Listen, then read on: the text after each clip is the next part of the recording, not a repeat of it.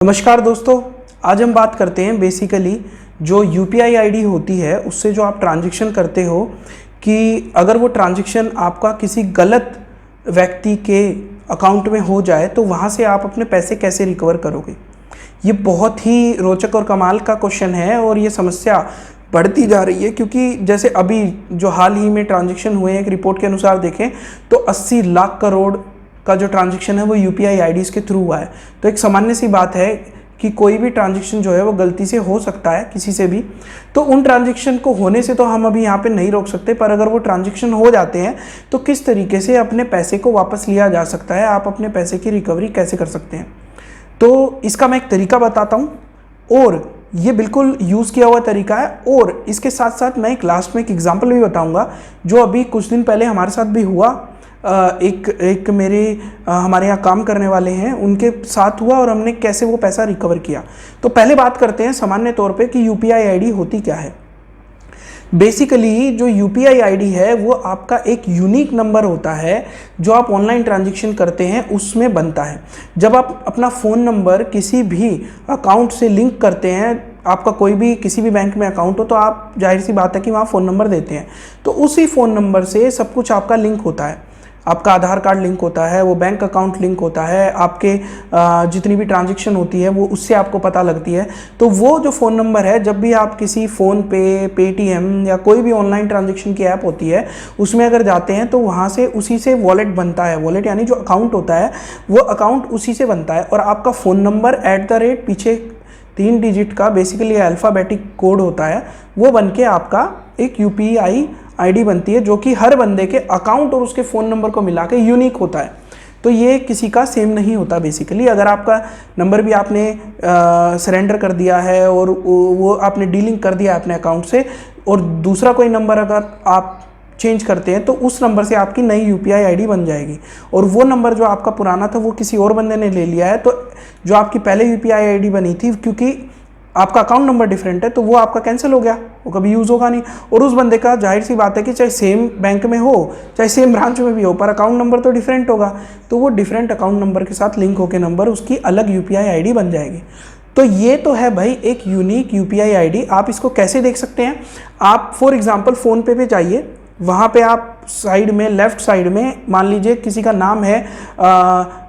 राहुल कुमार, तो आर के लिखा होगा, आप उस पर क्लिक कीजिए और वहाँ पे आपका क्यूआर कोड जिससे आप पेमेंट्स ले सकते हैं वो क्यूआर कोड खुल जाएगा, और उस क्यूआर कोड के नीचे ही आपका यूपीआई आईडी डिटेल भी आपको मिल जाएगा। वो आपका नंबर होता है यूपीआई आईडी वाला। तो ये तो है भाई आपकी यूपीआई आईडी।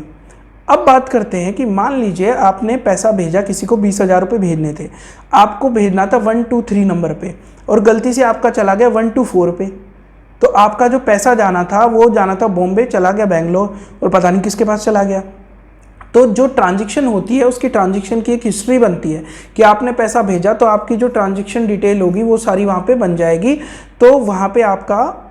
आपको ये तो पता होगा कि भाई मेरा जो पैसा है किस ट्रांजैक्शन आईडी से किसके पास गया है, तो वो तो हो गई आपकी हिस्ट्री जिसे आपको संभाल के रखना है। तो आप झट से जिस भी ऐप से आपने पैसे भेजे हैं, बैंक की हो या किसी की हो, आप उसके टोल फ्री नंबर पे कॉल कीजिए और वहाँ पे शिकायत दर्ज कीजिए और उन्होंने बोलिए कि भाई मेरे से ऐसे ऐसे पैसा चला गया है। तो वो लोग जाहिर सी बात है 99% आपसे ये कहेंगे कि करना क्या है सर, क्या ब्लॉक कर दें हम आपका कार्ड या ऐसा आपका अकाउंट ब्लॉक कर दें। तो उन्हें बोलो कि भाई मेरा ना कार्ड ब्लॉक करो ना मेरा अकाउंट ब्लॉक करो, क्योंकि पैसा तो जा चुका है, तो अब ब्लॉक करने का फ़ायदा नहीं। हाँ, ये है कि क्या आप जो ट्रांजैक्शन हुआ है उसको रिवर्ट बैक करवा सकते हो तो वो करवा दो।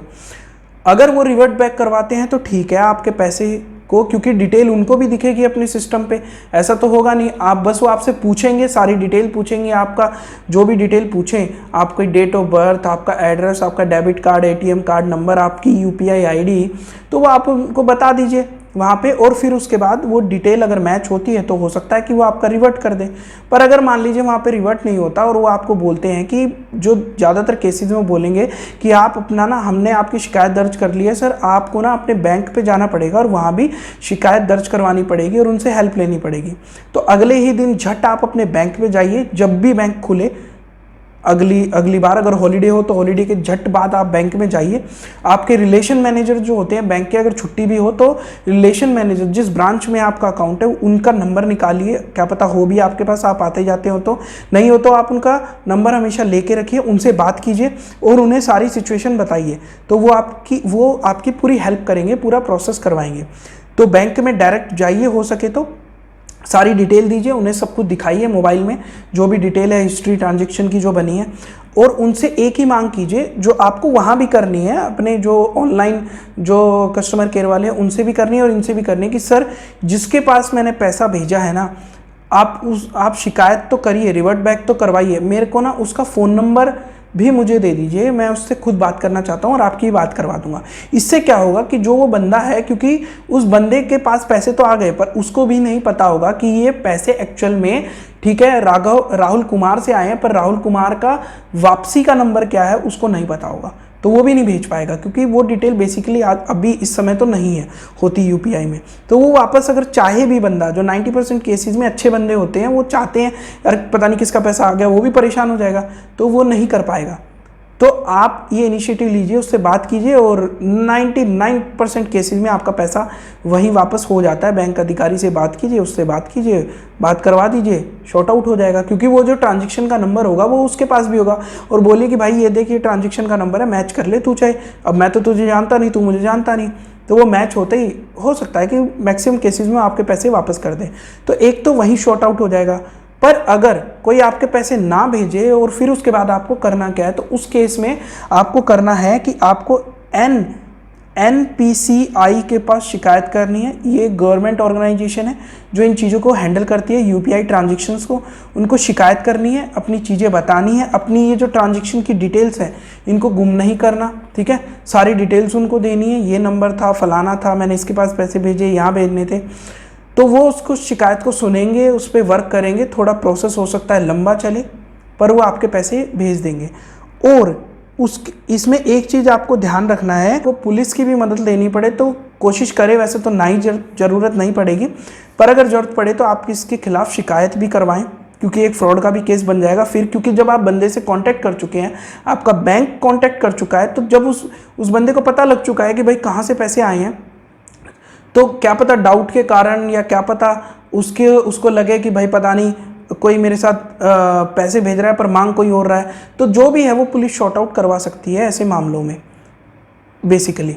तो ये तो हो गया भाई जो बेसिक तरीका है, इस तरीके से आप अपने पैसे वापस ला सकते हैं। इसमें अहम ये चीज़ है कि आप कस्टमर केयर से और बैंक से जिसके पास आपके पैसे गए हैं उस बंदे की डिटेल, फ़ोन नंबर बेसिकली जिससे आप कांटेक्ट कर सके, कांटेक्ट नंबर निकालने की कोशिश कीजिए और कांटेक्ट कीजिए, और अपने बैंक वालों का भी उससे बात करवाइए, बैंक वाले बेसिकली हेल्प करेंगे इसमें।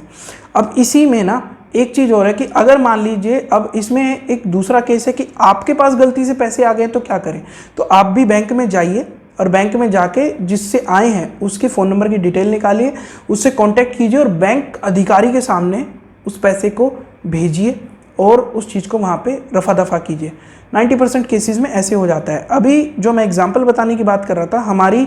यहाँ एक काम करने वाले बंदे हैं जो कि बेचारे उन्होंने 10,000 रुपये कमाए, और वो 10,000 रुपये वो अपनी वाइफ को भेज रहे थे। अब वो गलती से अपनी पत्नी पैसे उनकी पत्नी के अकाउंट में जाने के बजाय वो चले गए किसी और के अकाउंट में। अब ये भी नहीं पता लगा उन्हें कि किसके अकाउंट में गए हैं, और जब उन्होंने अपनी वाइफ से पूछा कि भाई पैसे आ गए, तो उन्होंने चेक करके बताया कि पैसे नहीं आए हैं और मेरे को तो पता ही नहीं है पैसे कहाँ चले गए, कुछ ट्रांजैक्शन हिस्ट्री भी नहीं बनी, क्योंकि उन्हें थोड़ा बहुत तो आइडिया था, जैसे दुकान से सामान लेते हैं, इधर उधर से लेते हैं, तो उन्हें पता था कि भाई ट्रांजैक्शन जो होता है उसका मैसेज तो ज़रूर आता है। तो दोनों पति पत्नी परेशान। तो अब वो जो पैसे थे उसको उन्होंने कैसे वापस लिया, वो लोग गए वहाँ पे बैंक में गए, उन्हें ये नहीं पता था कि ऑनलाइन जो होती है कंप्लेंट भी करनी होती है, इतनी उन्हें डिटेल नहीं थी। तो अगले दिन जब वो आए मेरे पास तो उन्होंने बोला कि भैया हम लोग बैंक गए थे और हम लोगों ने बैंक में ऐसे ऐसे ये समस्या हो गई, हम लोगों ने वहाँ पे कंप्लेंट डाली है, पर जो बैंक वाले हैं उन्होंने हेल्प ज़रूर करी, पर बैंक वालों ने बोला कि थोड़े दिन वेट करो और पैसे आएंगे। तो मेरे दिमाग में जो मैंने आपको पॉइंट बताया, यही पॉइंट आया कि भाई आप ऐसा करो, आप ना फिर निकाल के जिस ऑनलाइन ऐप से उन्होंने मतलब पेमेंट करी थी वहाँ पे हम लोगों ने फ़ोन किया, वहाँ पे उन्हें कंप्लेंट करवाई और उन लोगों से भी यही जवाब आया कि आप बैंक में जाओ मिलने के लिए। फिर उसके बाद हम लोग बैंक में जब वो दूसरी बार गए तो मैंने उन्हें बोला कि भाई बैंक अधिकारियों से आप अब की बार ये बोलना कि भाई जिसके अकाउंट में भी पैसे गए हैं ना, उसकी डिटेल तो आपके पास भी होगी, क्योंकि आपके बैंक में हमारा अकाउंट है तो सारी चीज़ें होती हैं। तो उस बंदे का ना फ़ोन नंबर आप हमें बताओ कि किस फ़ोन नंबर पे एक्चुअली पैसे गए हैं। तो उन लोगों ने, थैंक्स फॉर कोऑपरेशन उन बैंक वालों का, कि उन लोगों ने ना मतलब उन्हें जब भी फ़ोन नंबर वहीं के वहीं, वो बोले ठीक है हम निकालते हैं। और बैंक वाला जो अधिकारी था, रिलेशन मैनेजर था, वो बोला कि आप लोग रुको, मैं नंबर निकाल के ऐसा करते हैं, आप कॉल करोगे, क्या पता बंदे को समझ में आए बात ना आए, मैं कॉल करता हूँ। तो उन्होंने कॉल किया, फिर उस बंदे से बात करी, और वही कि जो 90-95% केसेस में होता है कि जिसके पास पैसे जाते हैं वो भी लगभग बंदे अच्छे ही होते हैं। तो उस बंदे से बात हुई, उसको ट्रांजैक्शन नंबर बताया, उसको बोला भाई ऐसे ऐसे आए हैं, फलाने नाम से आए होंगे। तो उसने बोला जी हाँ डिटेल बिल्कुल सही है। और उस बंदे ने वापस जो नंबर उन्होंने बताया उस नंबर पे, उसी नंबर पे जो बैंक अकाउंट का था उस नंबर पे 10,000 रुपये भेज दिए। तो इस तरीके से उनका शॉर्ट आउट हो गया। तो ना उन्हें ज़्यादा पुलिस के पास जाना पड़ा, ना ही उन्हें आगे कुछ करना पड़ा। तो इस तरीके से भी आप जो है ऑनलाइन कंप्लेंट करके या अपने बैंक अधिकारी से, बेसिकली बैंक वालों के पास सारी डिटेल होती है कि पैसे कहाँ गए, किधर नहीं गए, और जो जिसके पास पैसे गए हैं वो पैसे निकाल के आपको दिलवा भी सकते हैं एक तरीके से। पर फ़ोन नंबर की डिटेल वो आपको दे दे तो उसके बाद आराम से निकल सकते हैं। और ऐसा ही इसका उल्टा, अगर आपके पास पैसे आ गए हैं तो आप भी अपने बैंक में जा सकते हैं और पता कर सकते हैं कि भाई ये फ़लानी ट्रांजैक्शन से हुई है, मेरे अकाउंट में किसी के पैसे आए हैं, मैं जानता नहीं उन्हें, उनकी डिटेल बता दो, मैं उन्हें फ़ोन कर दूंगा। तो वहाँ पे आप बैंक अधिकारी की मदद से फ़ोन कर सकते हो। और मैं तो कहूँगा कि बैंक अधिकारी के साथ ही फ़ोन करो तो ज़्यादा अच्छा है, ताकि कल को, और उसकी रिकॉर्डिंग रखो ताकि कल को कुछ भी ऐसा केस ना हो कि बंदा पैसा भी ले ले और कह दे हमारे पास तो दिए नहीं। ट्रांजैक्शन नंबर होगा आपके पास, पर वही क्यों लफड़े में ज़्यादा इसको खींचना। तो ये था भाई, ये कि किस तरीके से इस तरीके के फ्रॉड से बचा जाए, क्योंकि ये फ्रॉड भी है एक तरीके से। गलती से किसी के पास पैसे चले गए और वो बंदा दबा के बैठ जाए